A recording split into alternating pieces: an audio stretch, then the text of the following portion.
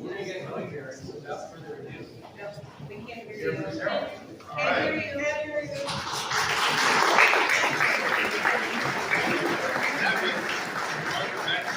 Director of Economic Development, and I don't think he needed a note for that introduction. But I'm so excited to work with Mark, and he's going to just made a little. You're actually going to hear from Mark on a granular level. We're going to talk about the best. And first of all, thank all of you being here.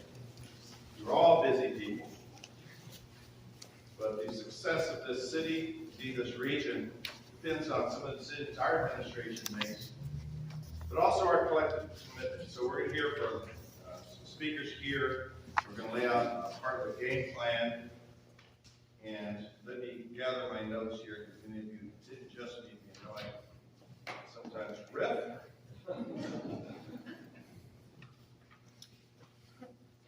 And I want to make sure I capture all of our salient points. So first of all, I want to thank Christina, who's standing with me now, Christina Capelone, for welcoming us here in this beautiful facility.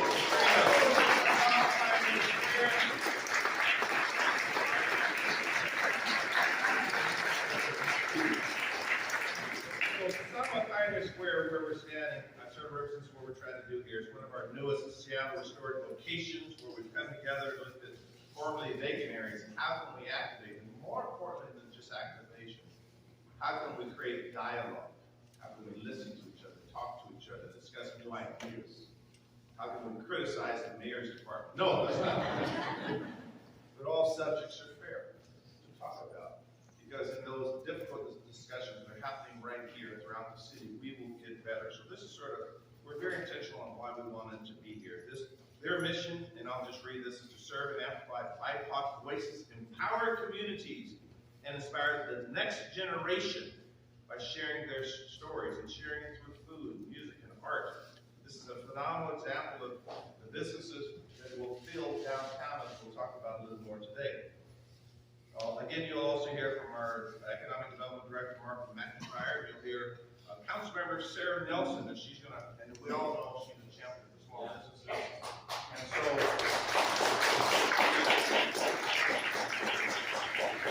Councilmember Nelson astutely planted a few seeds in the audience. You got to do what you have to do. And so I will introduce her as well.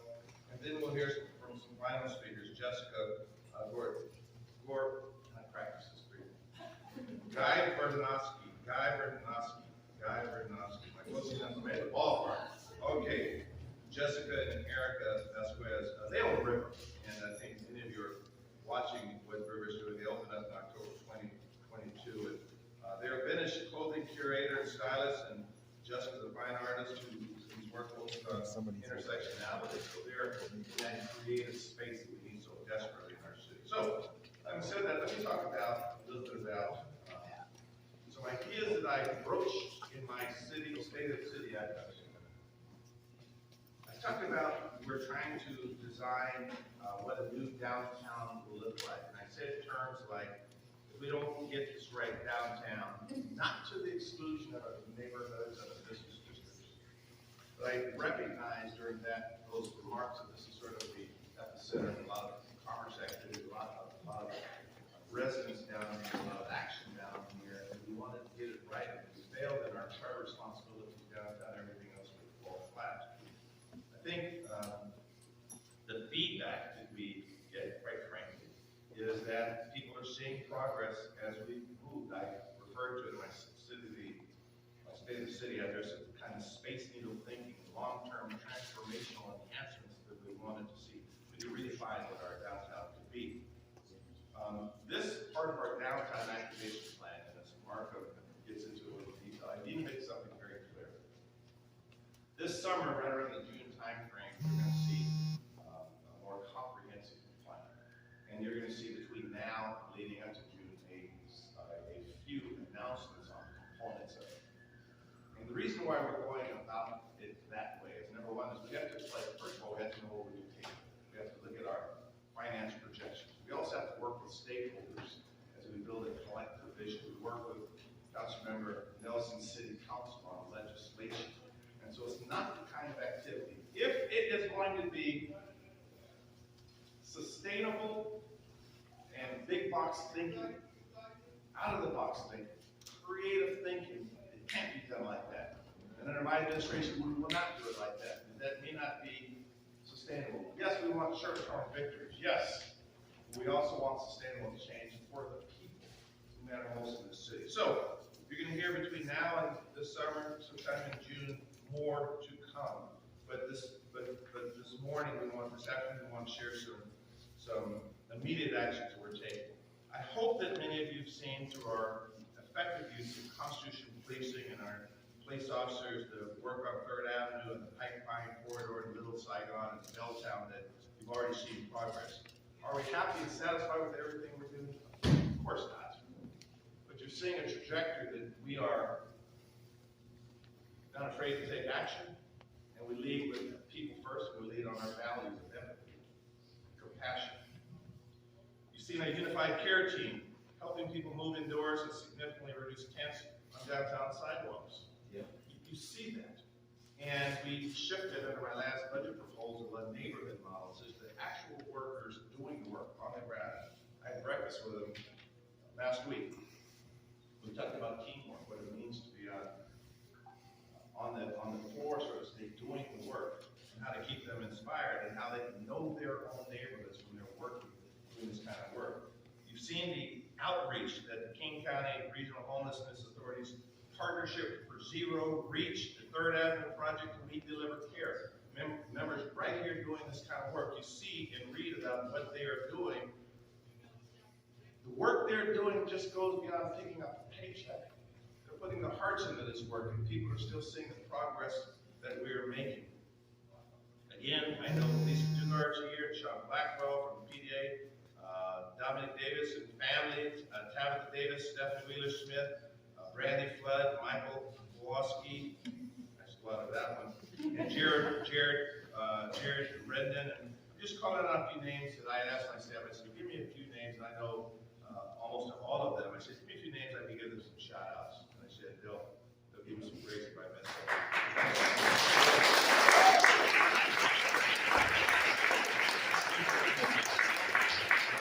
We saw the work down at the Pipeline corridor streetscape enhancements where we're transitioning downtown intersections on the in that particular area, and we're trying to improve walkability and pedestrian safety. You've seen through our utilities improve litter pickup and our comprehensive graffiti plan that we're trying to do. All of these components, quite frankly, I believe that the city are working with right values and right commitment, with right energy level to get our city where it needs to be. So you'll hear on our downtown activation plan, DAP. I like that word, DAP. You'll hear Mark lead us into a little more detail on specifically what that entails. I want to shift a little bit to the executive order that I'm issuing today. We said from the beginning that if our downtown doesn't feel safe, if it isn't safe, we will fail as a city. I just believe that. And the fentanyl crisis on our streets is causing death and disorder. Can't mince words there. We have an obligation to do more for those suffering from substance abuse disorder, for all of our neighbors. The fentanyl crisis is just playing out on our streets, and we see it every single day. It's playing out in our neighborhoods. We all are affected by this. There's no one that goes affected. Our executive order cites many statistics. 589 overdose deaths in Seattle in 2022, with the majority attributed to fentanyl and methamphetamines, compared to only 342 in 2021. But even 342 was alarming. That was an increase of 72%. Overdose is the leading cause of unintentional fatal injury in King County. And it's our most vulnerable, where impact is disproportionately living unsheltered. Quite frankly, this is tragic. I'm reading some material in the Shell Times right now. And when I read these statistics and I read what we're seeing, many of you may be academic. I'm reading about families that I grew up with.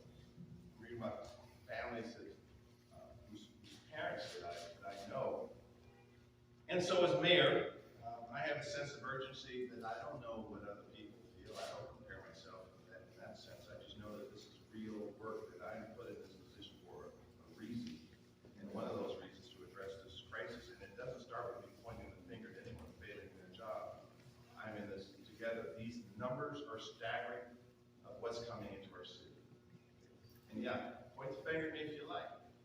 have a great team. I consider everyone in this room part of our team, trying to get this work done. So,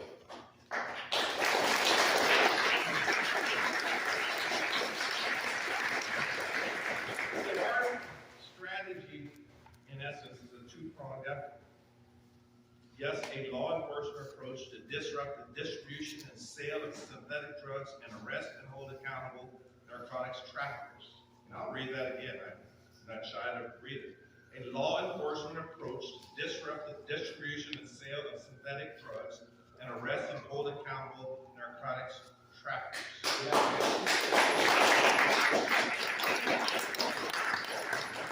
That's coupled with and part of an evidence-based public health approach to support people struggling with addiction to these dangerous substances.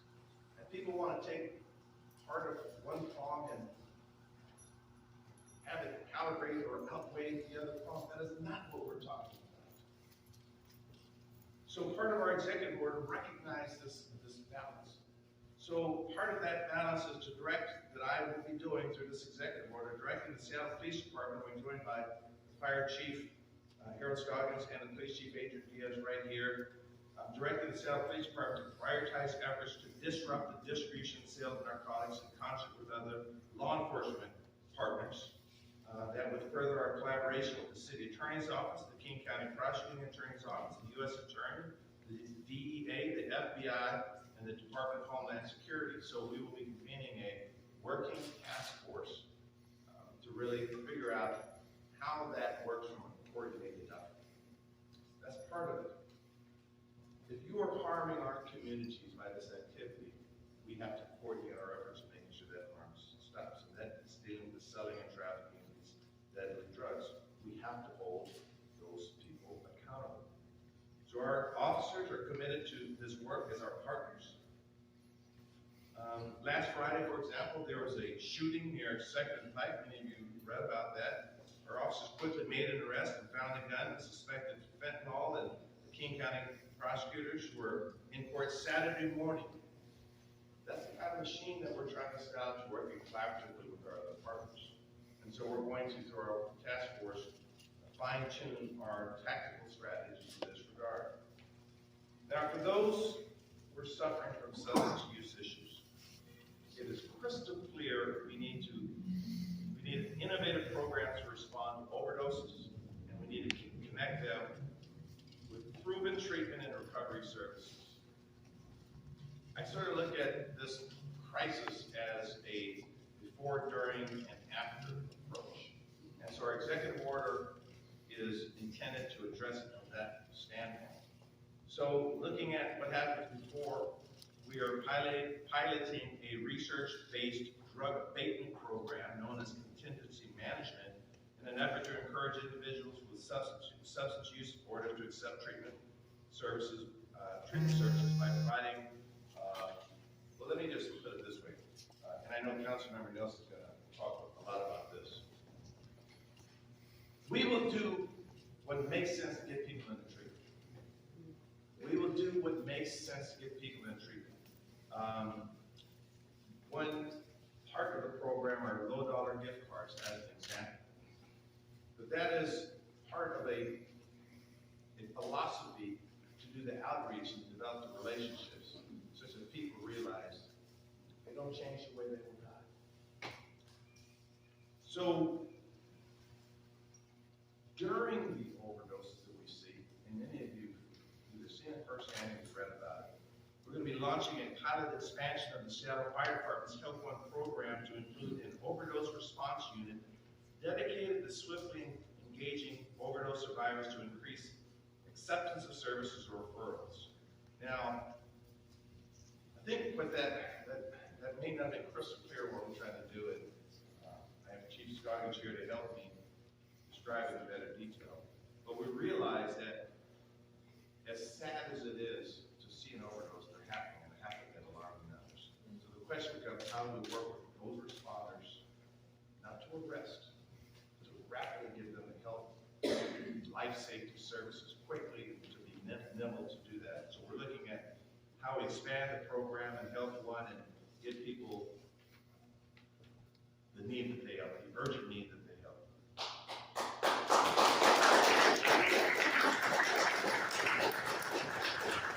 So part of that work includes expanding access to overdose reversal medications, brand name known as Narcan, that many of you are familiar with, particularly in high overdose locations. We'll go further by increasing access to proven treatment and medication services to help break the hold of addiction.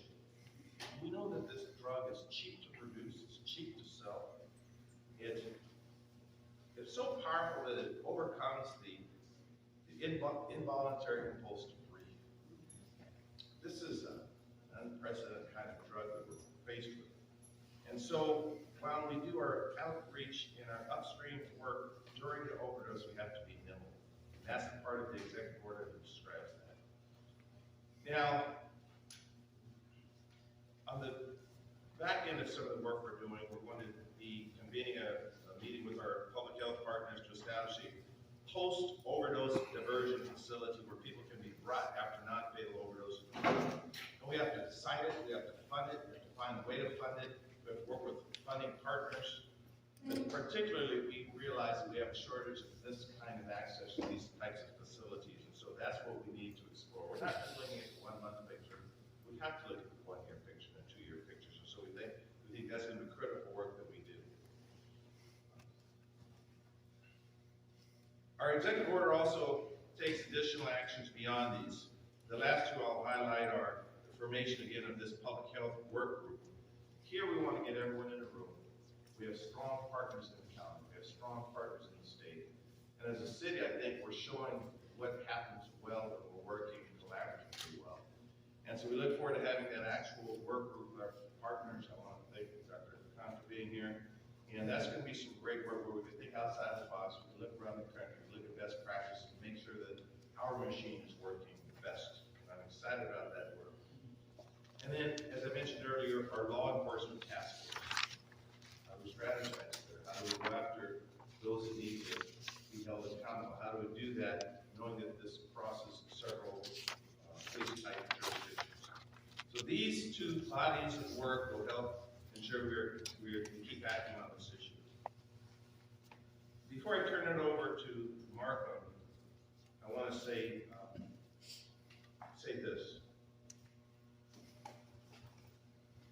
I know people want immediate fixes. We put up with a lot the last several years in the city. We're seeing progress. But you have a dedicated ecosystem, not just the mayor's administration. I'm not going to call any of you out, but I know what organizations you lead. Everybody's in on this. So when I talk about, when we have our 1 day of service on May 20th, yeah, that's a shameless plug there. Our 1 day of service date on May 20th, where we bring all hands together. We'll plant flowers, we'll base some graffiti, we will pick up litter. It goes beyond that. It's a recognition that we're all in this together. So thank you for being here. I'm not going to call your organizations out, but they stem from people on the ground doing the work. They stem from the culture and the arts, the soul vibrant. They include people who represent businesses, small, medium, and large, musicians, police, fire, neighborhood advocates. I've actually dealt a pretty darn good hand to be in the city, to be mayor of this great city. This week I'm going to be talking to many other mayors about what we're trying to do here. And having said that, our DAP plan, our Downtown Acquisition Plan, contains several nuggets that you'll see immediately. And with that, I'm going to introduce Markham McIntyre, Director of Office of Economic Development. Markham.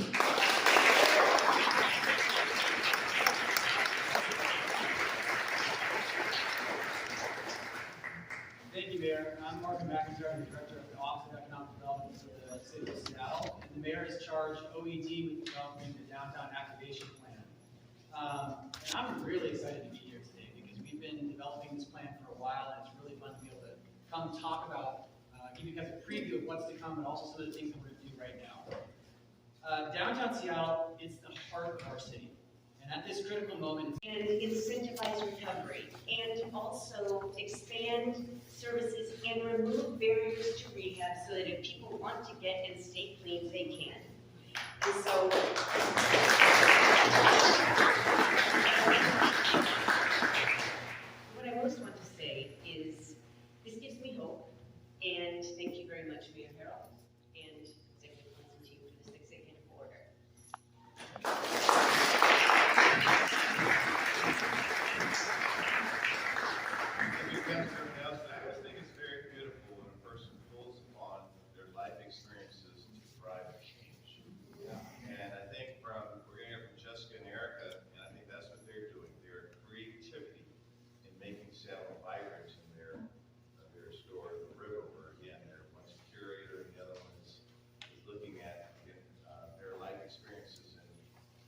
showing it in products and services. So we're gonna hear from Jessica and Erica. I don't know the order, but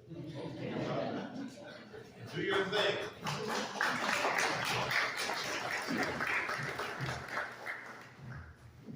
Hello, everyone.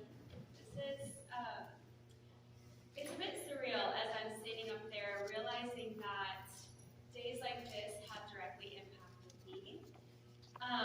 And it's really easy to be on the outside of it and not see that you guys are actually meeting and doing all of these things for small businesses like mine. So I just want to say thank you. I want to say thank you to the mayor and the council team for giving an opportunity and creating space for women like us to be in this room and to be up here speaking. That's huge. And I'd also like to thank Christina Capelong again, a great friend of mine, a leader, and a fellow entrepreneur. My name is Erica Vasquez, owner and curator of Freedom Vintage and co-owner of River. Sorry.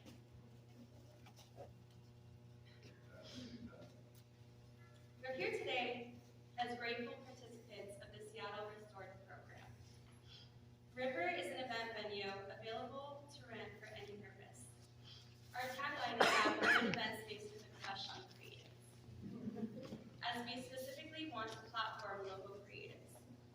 We're called River because we want to be a drop in the ripple effect of success for all of these artists. We've held night markets, concerts and shows, workshops and art shows, art activism and puppy yoga. I personally believe Seattle is in the process of a rebirth, and it's up to us to cultivate the foundation on which it stands on moving forward. With this in mind, I'm often convicted to do what I can with what I have. And Seattle Restored has been key in equipping us to do just that.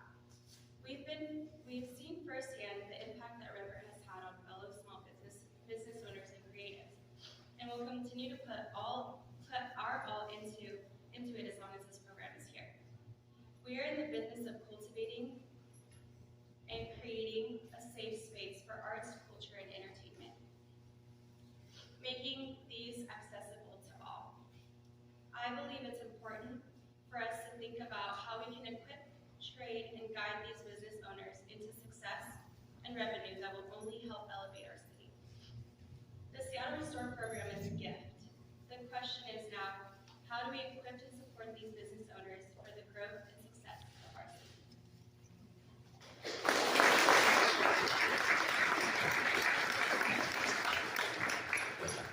Again, I'll keep this short and sweet. My name is Jessica Rossi, also co-owner of River. And I just wanted to share a couple of stories. You know, in 2020, I think all of us can remember just driving down the downtown corridor and everything was boarded up and nobody was here. Like a ghost town. It just didn't feel like our city that we really love. And I remember that the city actually, I think, partnered with Shunpipe, who's also a partner with Seattle Restored, to hire artists to beautify these boarded up windows. And it seems like such a small act, but for me personally, and I hope many of you can relate to this, driving through downtown again and seeing the life come back through the expression of the arts and color was just, it gave me hope that we were going to get through this and we're still here. And I also just wanted to, you know, tie that into now when you walk or drive downtown Seattle, you'll see Seattle Restored decals all over the windows, right? So they're activating empty storefronts and windows with art, with creative businesses, and it just feels like our city is coming alive again. This is the next step in all of that. And I'm a little nervous. Give me 1 second. So, similar to how after the Black Plague, the Renaissance was birthed, I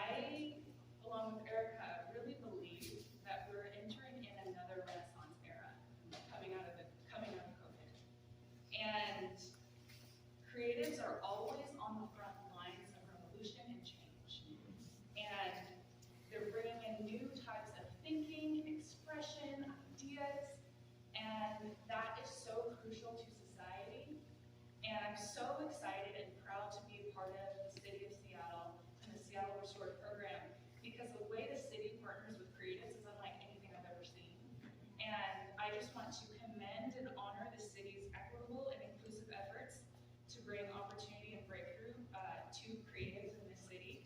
They really have, held out their hand to us creatives, helped us find our footing, and are really just launching us off into the next level of our career. So, thank you.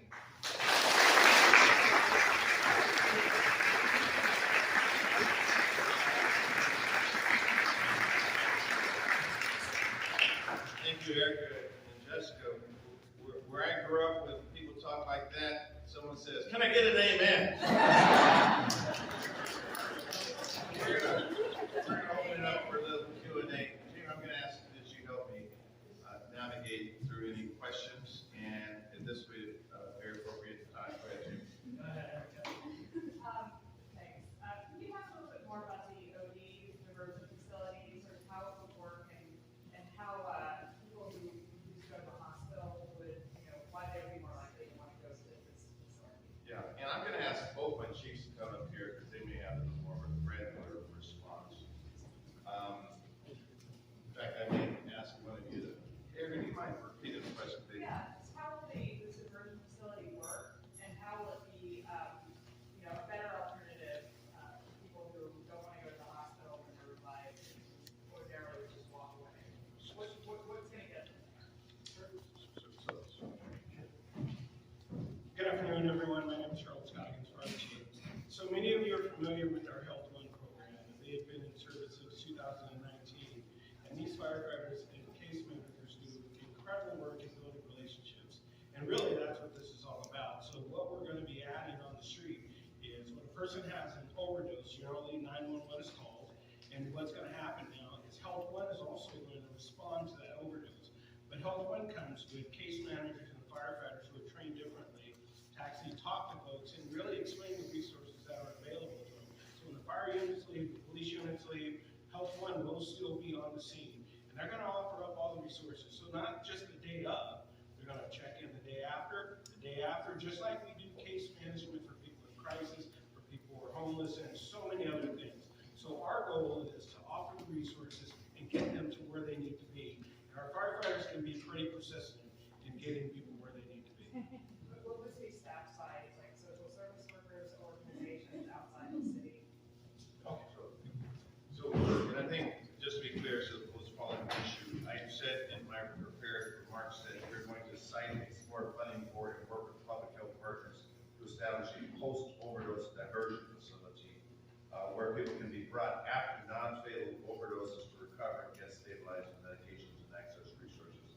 So, full disclosure, how it's staffed, how it's funded, that's the work we're trying to do now. Because in looking at the numbers of fatalities and overdoses, we realize that's sort of a gap in the treatment scenario. So that's the work we're, and I can't answer specifically how specifically we staff, but it's a good question. Sir, Grace? You mentioned in your plan expanding Health One and also expanding hospital. Where is funding coming for that, especially in the overstaffed or overburdened fire? So, you want to take it again? Sure. So many of you know we have 3 Health One units on the street right now. And we have been working hard over the last year to get our staffing to where it needs to be. So our existing Health One units are going to take on this work, and it's going to be another thing that they can provide. So we're used to that. We're out in the streets every day. We're out in the field every day. So it's no additional funding while we run the pilot. We want to get 3 to 6 months worth of information, then we'll be able to bring that back to the mayor. So when And on is that- that regional? I'm sorry, sir. I was going to ask Mark to respond to the NID funding component of your question. Sure, so there's a renewal for the Metropolitan Improvement District with that council right now that will be for the 10 years. And then for the short term, we're looking at reallocating some of the federal recovery funds from the investment into. Thank you. Ashley, Go. Ashley and Spice. You talked about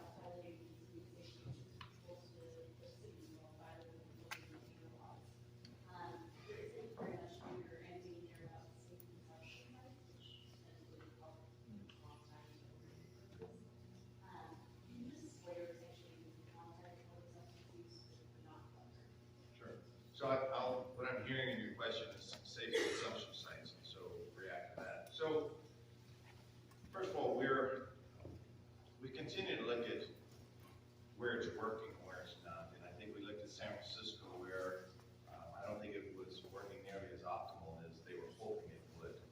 And so working again with our health partners, we just continue to explore it. I've been on record for supporting it.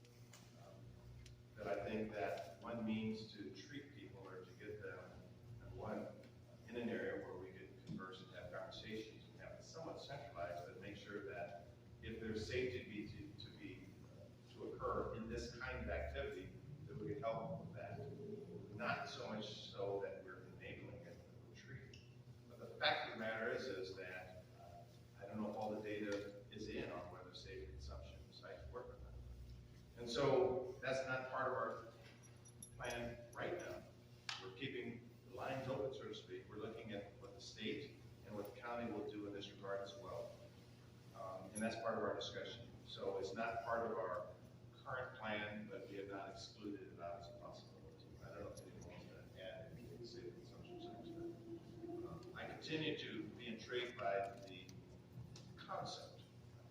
But again, I'm not asking you because I'm here for you to ask me questions, but I ask people all the time, where is it working effectively? Is it an effective strategy?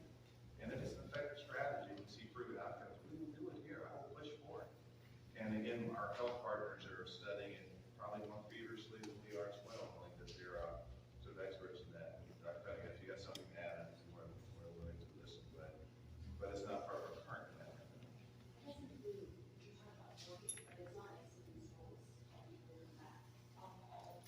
Very good. Yeah, you talk about it early, but it's not specific role, it's helping to combat alcoholism, it's just sort of like, this is a location we like to set aside for people to be allowed to drink. This is a location we like to set aside for people to be allowed to use fentanyl. And kind of the, when you swear by one substance, it's something you're encouraging to use that one. So I'll talk about the citizen's role. That seems to be the crux of the question. That is not designed to encourage alcohol. This is more to encourage someone to drink. This means activate, and we realize that if we're activating the streets, closing the streets down, or bringing open arts and music, that it may be impractical for this person who has that perfect drink in their hand and wants to go see their buddies next door, to have to pour it out or gulp it down and walk. And so we think that this could be a means that, quite frankly, other cities have tried. And it's not a, I know this person right here is cringing at what I'm about to say. I'm going to start ripping answers like this.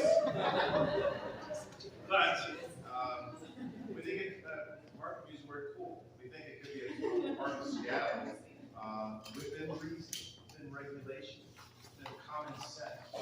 And so, quite frankly, these kinds of ideas are coming from business owners, people that go downtown and saying what they like to make it more active. And so, I suppose someone could translate it that we're encouraging alcohol use. Well, we're encouraging vibrancy and activism within reason. So that's just my reaction.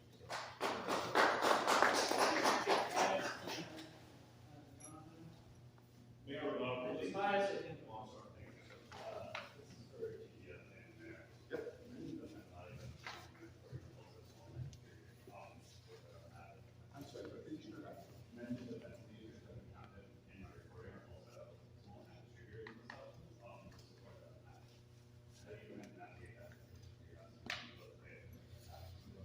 That's a great question. We've actually been doing a lot of operations. Can you repeat the question? Yeah.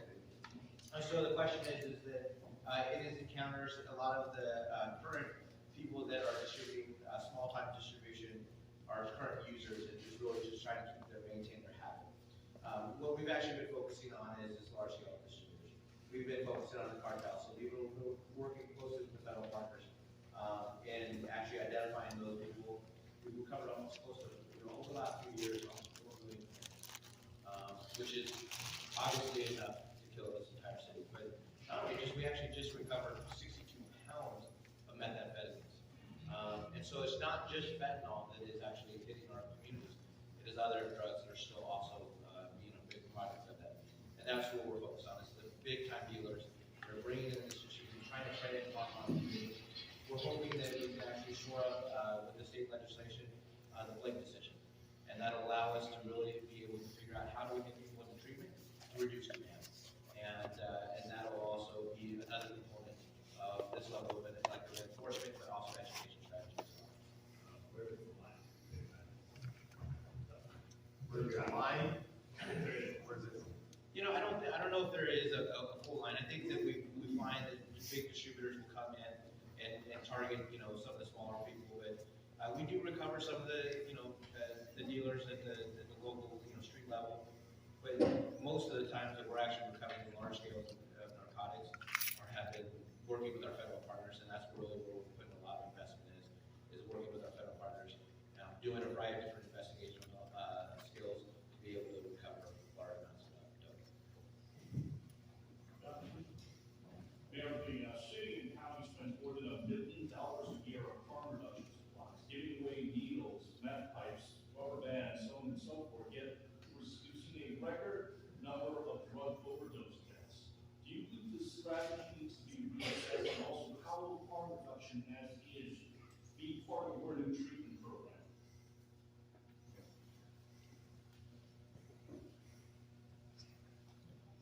I guess I'll respond to the question by saying, when we provide services or give products, our intent is always to make sure that we save lives, that our North Star is saving lives, realizing that people who are using drugs are basically killing themselves. And rather than sit idly by while we lose precious lives, we will try to make it safer. And therein lies the ability to do outreach, to try to get people to change their lives, to get them to the expert providers. And so, again, the numbers, I think, and again, I want to bring recent attention to some of the articles that are coming out in the media today. They're seeing the amount of drugs being poured into our communities. And so we will continue a multifaceted strategy. As I said, we will lead with safety, we'll lead with equity, realizing again that this disproportionately affects people of color, particularly the African American community, Native American communities, and other communities. We're trying to make it safe. And I know we subject ourselves to criticism by saying we could be maybe the problem. I'll take that criticism and say something about it. I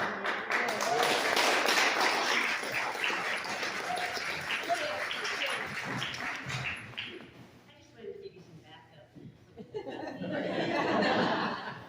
About some of the questions around enforcement of distribution laws, etc. And just say that you started your speech saying that we aren't going to be embarrassed, I'm paraphrasing, but we're not going to be embarrassed to recognize that fentanyl is killing people. And there is a law enforcement component to this. So it's not necessarily, we don't have to really define what is small, what is large, but this is showing some new resolve, and I think that is important. And I can't resist, but there was some struggle around, I think that there's a false equivalency between the sip and stroll idea, which is great for small businesses and for downtown spaces, and consumption sites for illegal drugs. And so one is illegal, one is not. And so I do think, I just wanted to provide some thoughts coming from my perspective on the ways in which the mayor's plan is different, because we have to meet people where they're at, and we can't give up on them. And so that means we have to be. Amen.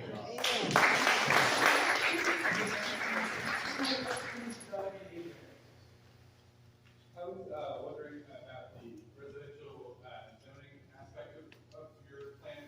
Was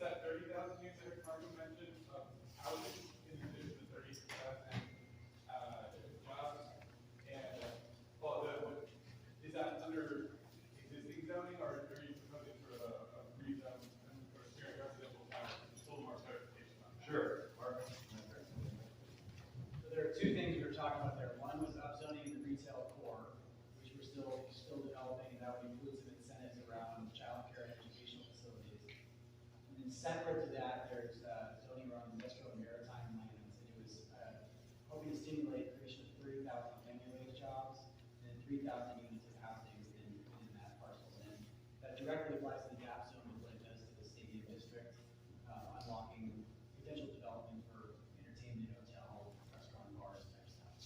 We also, I think, have a fact sheet that I think has some more of those details.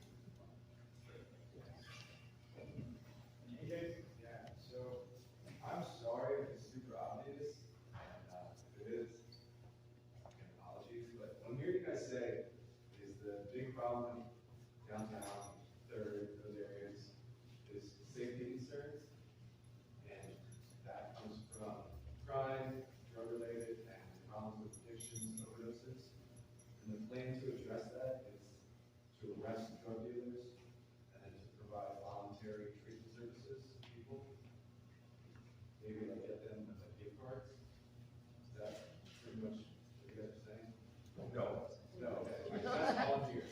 To address crime, you're gonna arrest. So I'd encourage you to watch Channel 21, and you get 90% of what we said, you got like 10% of it, and that was incorrect or inaccurate. So I could, in fact, let's just start it all over again. That simplifies it in a distorted way, so. So what's different than that? Yeah. Voluntary services and arrest. That sounds like the same stuff, right? Again, that's not what we said, it might be what you heard, through other, how you're listening to it. So let me respond to your question. Not only gonna take it, not defensive to the question. Okay. Don't confuse the order with which we describe things in this priority. I use the word calibration. That under our administration, we realized, and I said as an example, that when I read about people dying of drugs, I know these families. So most of our strategies are around prevention, treatment, making sure people are safe. That is all embedded in our fentanyl executive order to make sure that I'm coordinating with our county and our state workers and looking at federal resources, coming up with best practices, looking at anything that works to get people in treatment. Quite frankly, I think there's an intensity in our efforts that's unprecedented.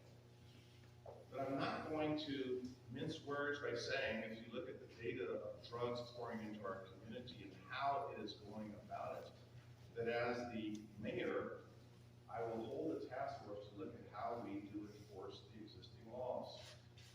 That is an enforcement strategy. And that's the calibration that I'm talking about. And I know there are people in this room that, quite frankly, when they see the amount of drugs, the math involved and the number of drugs being taken, when you're talking about products that now $33, $4 to purchase with a high that lasts 20, 30 minutes. It is so addicting, like I said, that it overcomes the involuntary impulse to breathe. The people that are bringing that into our community, that everyone in here, I believe, loves, that we have to enforce the laws. That's the other calibration. Now, downtown Seattle, even with people healing and effective and constitutional enforcement strategies, side note that some of the filings that we recently have done in Seattle indicates that our use of force is less than 1% on how we go about making our arrests. Now, I meet with police officers, and I'm very proud of the work that they are doing to make sure that when we make arrests, we're going in lawful and constitutional. That's kind of the strategy. But in addition to that, we have the creative community, and I love the notion that this is the time coming into 2023 and 24 when we let the creative juices go. Build the Seattle that we want to be, and we have voices that often have been unheard. And our set is a big part of activation. We want it to be fun for people to go downtown, excited. We want to give new opportunities and new voices.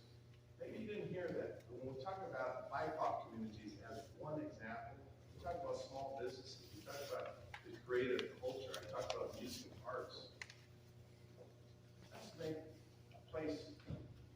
downtown Seattle, that's not a place to go.